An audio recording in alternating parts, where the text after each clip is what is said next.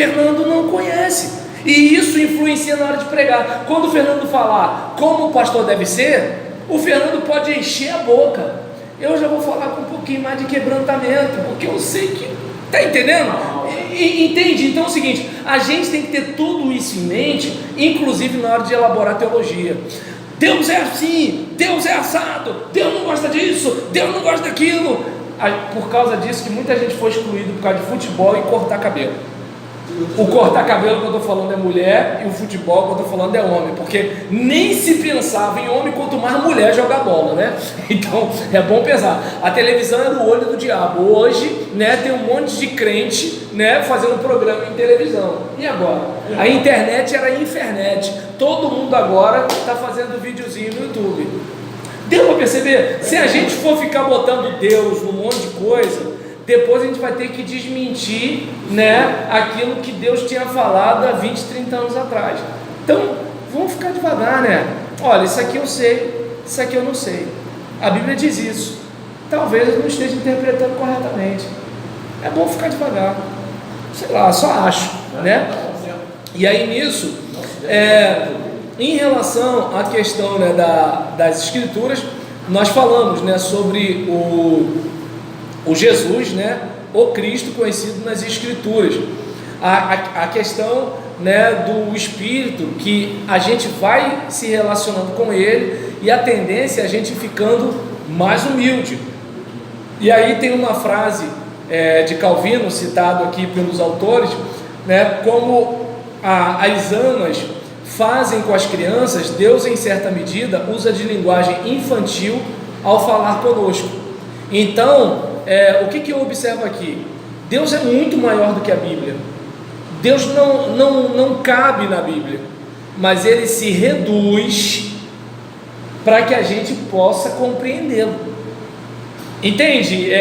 Que nem quando a gente vai conversar com uma criança. Por exemplo, eu não vou falar com meu filho, não mexa aí porque vai acontecer isso e isso.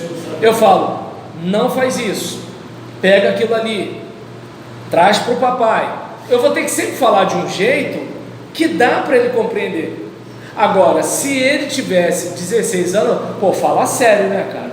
Brincadeira não, entrou na fila, tá dando sopa pro azar, pô. Entendeu? Entrou na fila da vacilação 2 vezes, brincadeira, hein? Então é um tipo de situação que digamos, não dá para conversar assim com ele. Claro, eu vou falar assim com ele, mas é na zoeira, é mais uma brincadeira entre eu e a mãe dele e tudo tal. Ele vai rir sem entender nada, mas agora o que eu quero comunicar vai ser sempre de um modo reduzido.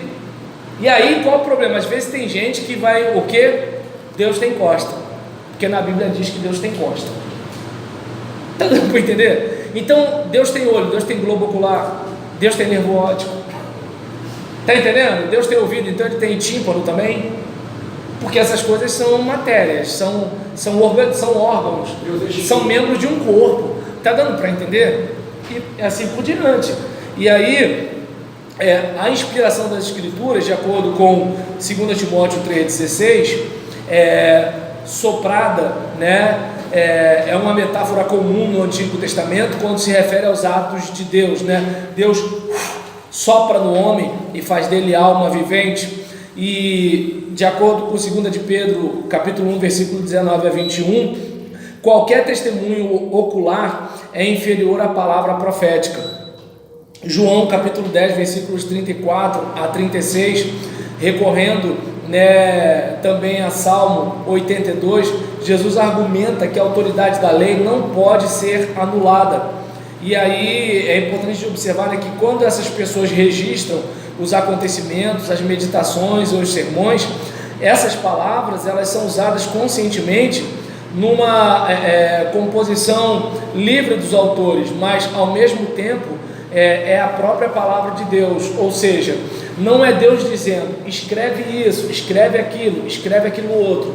É uma coisa espontânea, como quando você está pregando. Mas apesar de você estar pregando com o seu raciocínio, Deus está falando com a sua audiência de uma forma que nem você mesmo imagina. Já viu? Quando você trouxe uma palavra na casa de uma irmã, quando você visitou um irmão, quando você pregou no domingo à noite, quando você falou numa escola bíblica, você falou um negócio que você preparou, que você estudou, ou não estudou, né? Que Deus te perdoe. Então você foi, trouxe o negócio, quem nunca, né? Então você foi, trouxe o negócio e tal, e assim, aí de repente, lá na frente, daqui a 6 meses, 2 meses, 1 ano, uma pessoa dá um testemunho. Porque naquele dia, quando fulano de tal estava falando e tudo, eu estava para baixo, eu estava assim, eu estava pensando em largar o emprego, mas aí Deus falou através do fulano, não sai daquele trabalho. E aí tu pensa assim, eu falei isso mesmo? Tu está entendendo? Quem nunca passou por uma situação dessa? Então, claro que numa situação diferente, porque no nosso caso a gente interpreta o texto pela iluminação. E no caso aqui, os autores, eles escrevem mediante a inspiração. Parece a mesma coisa, mas não é. Num caso, né, Deus está se revelando, soprando, né, algo na experiência do indivíduo. No nosso caso, quando a gente estuda, Deus está se revelando, iluminando, trazendo luz ao nosso entendimento, para a gente poder compreender espiritualmente o que espiritualmente foi elaborado aqui, né? Porque a Bíblia para a gente é um livro de fé. E aí, em relação a esse caso, há uma discussão sobre a inerrância das Escrituras. A compreensão que os cristãos têm é que a lei do Senhor é perfeita, né? A lei do Senhor é perfeita e ela é a verdade, ela é a lâmpada para os nossos pés, ela é aquela palavra que sai da boca de Deus. Lembra? Nem só de pão o homem viverá, mas de toda palavra que procede da boca de Deus. E no caso, essa palavra, ela é infalível. Para ele não há impossíveis. Ele não vai se contradizer. Deus não é homem para que minta, nem filho do homem para que se arrependa. Deus, ele é a fonte da palavra.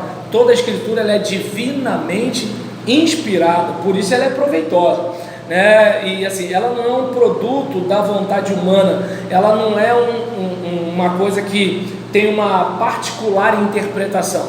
Deus tinha uma intenção quando inspirou os autores para falar com a gente. Daí a importância da exegese, da hermenêutica, para a gente tentar entender o princípio daquilo ali para aplicar para as nossas vidas, porque senão a gente corre o risco de trazer a cultura, e aí daqui a pouco ninguém mais se barbeia. Quando a gente for ver, está todo mundo andando com vestido, né? Tanto os homens quanto as mulheres, e aí a gente está fazendo o quê? Trazendo a cultura de lá, em vez de trazer os princípios de lá, que é muito mais importante. A gente também tem a questão do cânon, né? Se há uma associação imediata entre essa palavra e um corpo autoritativo de escritos. Na origem desse termo não era bem assim. Essa palavra, ela era usada para se referir a uma cana ou uma vara de medir, e com o tempo acabou sendo associada a qualquer regra ou determinação, desde regras de retórica, ou de gramática, ou de regras de viver. Então, a palavra cânon das escrituras, de onde tem, né, os textos canônicos ou não canônicos, como dizem os católicos, essa palavra cânon tem uma ideia de vara de medir, algo que assim, a gente passou pela vara de medir, está dentro da medida, beleza. Eu não sei se vocês lembram, quando a gente era criança, tinha um medidor na Quinta da Boa Vista, que a gente, se passasse daquela altura, tinha que pagar para entrar. Verdade. E aí o que acontece? Era um negócio que assim, às vezes, você filho de pobre, né, tentava ir se importando assim, mas a pessoa estava olhando, não adianta, não faz isso, né, e assim por diante. E aí o termo cânon, né, vai aparecer no Novo Testamento, em Gálatas 6,16, 2 Coríntios 10, versículos 13 a 16. E esse significado, como falamos, é norma, medida, né, como vara de medir. E desse período histórico em diante, a palavra vai se tornar um termo técnico para a coleção, principalmente dos livros religiosos. divinamente inspirados, autorizados, como padrão ou a expressão escrita da regra de fé e de conduta de cada cristão. E a formação desse conceito foi muito importante tanto para o judaísmo, lá no Concílio de Jâmine, né, quanto para o cristianismo, que usariam, né, esse termo para rejeitar as obras que contivessem ensinos conflitantes com a fé essencial, seja a fé judaica, seja a fé cristã. E aí esse conceito, né, de cânon, quando usado pelo judaísmo, está sendo se referindo aos 24 livros tradicionalmente agrupados em 3 categorias: lei, profeta e escritos, de onde vem o termo do hebraico Tanakh, né? Torá, Neviim e Ketuvim.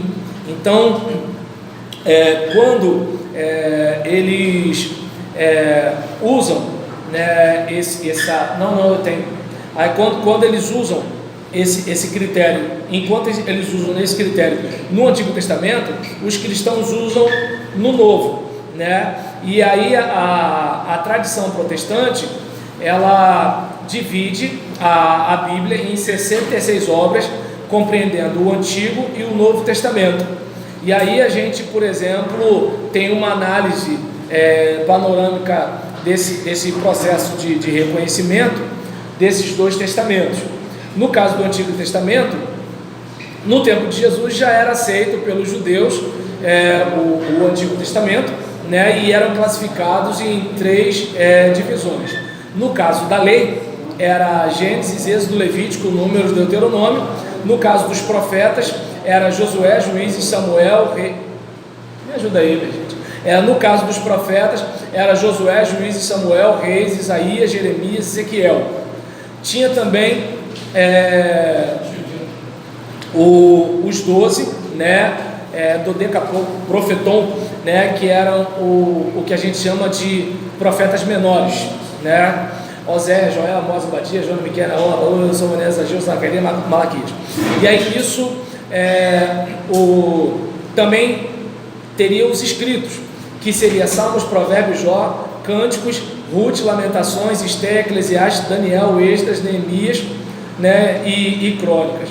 E aí Jesus ele os afirmou como escrituras, lá em Lucas 11:51, versículo também 24 e versículo 44. E os apóstolos apresentaram a fé cristã como cumprimento das escrituras.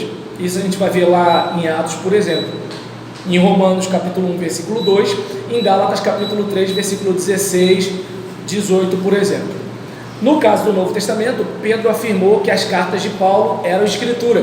Lembra quando Pedro fala que algumas pessoas usam os textos difíceis de Paulo para seus interesses, coisas do tipo, e para confirmar até a perdição deles. Os pais da igreja, como Clemente, Justino, Irineu, Tertuliano, Eusébio, etc., usaram os livros do Antigo Testamento e Novo como uma só escritura. Mas, deixa eu ver aqui, o mais antigo cânon é o Muratoriano, de 180 depois de Cristo, e nele faltam Hebreus, 2 de Pedro, Tiago e 3 de João. O primeiro documento oficial que prescreve os 27 livros... Qual o nome desse cânon aí? Muratoriano. Muratoriano. 180 anos. Isso, depois de Cristo. Daí que depois lá na frente, aí talvez vocês podem até bater papo, né? Porque bibliologia vai ser com o Rodrigo, não vai? Não, vai ser. Então, está acontecendo já está, então. De repente até pode bater esse papo, porque o que acontece? Devido a alguns livros, esses livros não estarem no cânon, que faz também com que algumas pessoas lá na frente, depois na história da composição, tenham um pouco de resistência a esses livros. Mas aí os cristãos vão discutindo até que chega até o que a gente tem hoje. Não, eu digo assim na questão de originalidade do texto. Uhum. Eu vou procurar isso aí. Porque tem a ver com a questão do reconhecimento que as primeiras comunidades, né, têm em relação a alguns textos. O senhor não sabe, no caso ali, qual seria 980 depois de Cristo? Já era grego, não era grego? O linguajar já era grego, a linguagem? Há muito tempo, possivelmente a coisa estava caminhando para o latim, porque o que acontece? O helenismo, ele é muito forte antes de Cristo, porque eles chegam a ser dominados pelos romanos. Então, a língua grega está muito relacionada ao conhecimento, à filosofia, né? Essas coisas assim. Vai passando o tempo, a língua, tipo o inglês que a gente tem hoje, está me faltando aqui a palavra adequada, se torna o latim. Que aí depois, a gente tem agora o latim como língua morta. Tranquilo. Aí seguindo, a gente tem o primeiro documento oficial que prescreve os 27 livros como canônicos, é a Carta da Páscoa de Atanásio, em 367 depois de Cristo.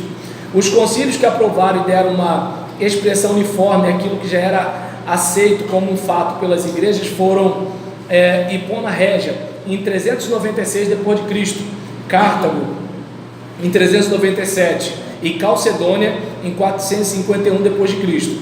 E o principal critério era se os livros vieram dos apóstolos ou do círculo deles, né?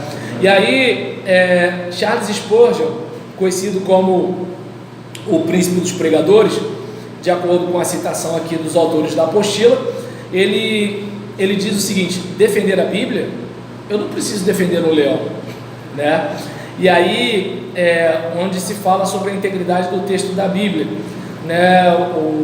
No caso, o Antigo Testamento, numa composição de 900 anos depois de Cristo, visto no... Perdão, deixa eu ver aqui. Por exemplo, Antigo Testamento, em 900 depois de Cristo, está nos rolos do Mar Morto. Isaías, 100 depois de Cristo, com diferenças de ortografia, mas não no sentido do texto. Novo Testamento, no período de César, né, de 100 a 44 antes de Cristo, 10 manuscritos em 900 depois de Cristo. Deixa eu ver aqui. De Corã, nessa relação dela? No Mar Morto, exatamente. E aí, deixa eu ver aqui. Interessante. A gente tem algumas situações aqui que ajudam a gente a observar que, apesar dos textos serem bastante antigos, a gente encontra esses textos, até em buscas arqueológicas foram encontrados algumas coisas mais recentes, né, em que mostrava textos bastante antigos que não diferiam muito dos textos recentes, sendo que eles não tinham fotocópia, né? É isso que é importante. E aí, em relação à questão de inerrância, é bom a gente considerar termos como verbal e plenária, né?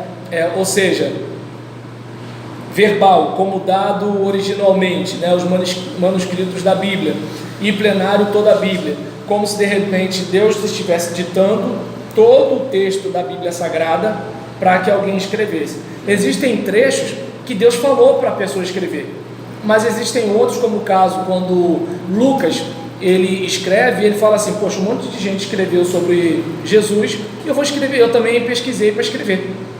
Judas, por exemplo, entende? Judas, por exemplo, fala: eu queria escrever sobre a grandeza da salvação, mas tem um miserável aí ensinando um monte de besterol para os outros, e eu decidi escrever alguma coisa aqui para esclarecer os meus irmãos. Então você percebe que existe aquela coisa do tipo: Deus me deu uma palavra, mas tem aquela coisa do tipo: eu preciso pregar sobre isso aqui.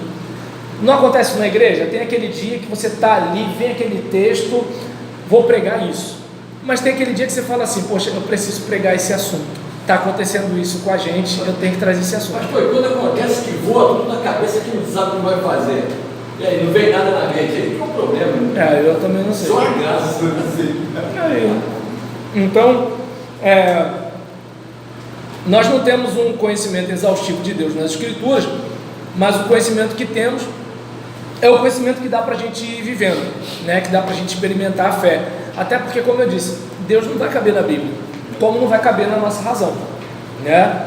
E atenção aos fenômenos, padrões de exatidão, né? Medidas, linguagem figurativa, coisas do tipo, né? Porque vai ter gente que vai dizer que a Bíblia está mentindo por causa, digamos, o sol parou, mas não é o sol que para, o que para é a terra. Poxa, gente, você vai querer que Josué tenha uma compreensão de heliocentrismo? A Bíblia não é livro de ciência, a Bíblia não é livro de astronomia. Ele é um monte de guerra. Está dando para entender? E detalhe, a gente até os dias de hoje, a gente não fala assim, o sol se pôs e o sol nasceu. Ou seja, a gente fala de acordo com o fenômeno. A gente não fala de acordo com o que a gente aprendeu na escola, a gente fala como a gente está vendo. E isso porque a gente estudou o assunto. Ele, que é muito anterior a Nicolau Copérnico, gente, na cabeça dele ele está precisando lutar. Não tem luz elétrica, não tem traçante, né, para mandar o tiro em cima do inimigo. O que ele fala? Sol, detenha-te. Interessante. E pronto. É muito difícil. Agora imagina se de repente o anjo desce e fala assim: Josué, eu vou te explicar que na história da ciência vai surgir uma doutrina chamada heliocentrismo. Você tem a compreensão geocêntrica do universo. Aí está arriscado ele até falar para o anjo: tá bom, anjo, mas eu com isso, anjo, eu tenho que lutar, eu vou morrer aqui, entendeu? E aí nisso o teólogo R.C. Sproul, ele fala que a confiabilidade da Escritura está baseada na autoridade de Cristo. A Bíblia é um documento basicamente confiável e seguro. Apoiados neste documento confiável, temos evidência suficiente para acreditar com segurança que Jesus Cristo é o Filho de Deus. Por ser Filho de Deus, Cristo é uma autoridade infalível. Jesus Cristo ensina que a Bíblia é mais do que geralmente digna de confiança. Ela é a própria palavra de Deus. A palavra de Deus, por ter origem em Deus, é absolutamente confiável, desde que Deus é absolutamente digno de confiança. Com base na autoridade infalível de Jesus Cristo, a igreja crê que a Bíblia seja digna de toda confiança, isto é, infalível. Então, certo? Essa é a compreensão, tanto em relação à questão de escritura e teologia. O justo viverá pela fé.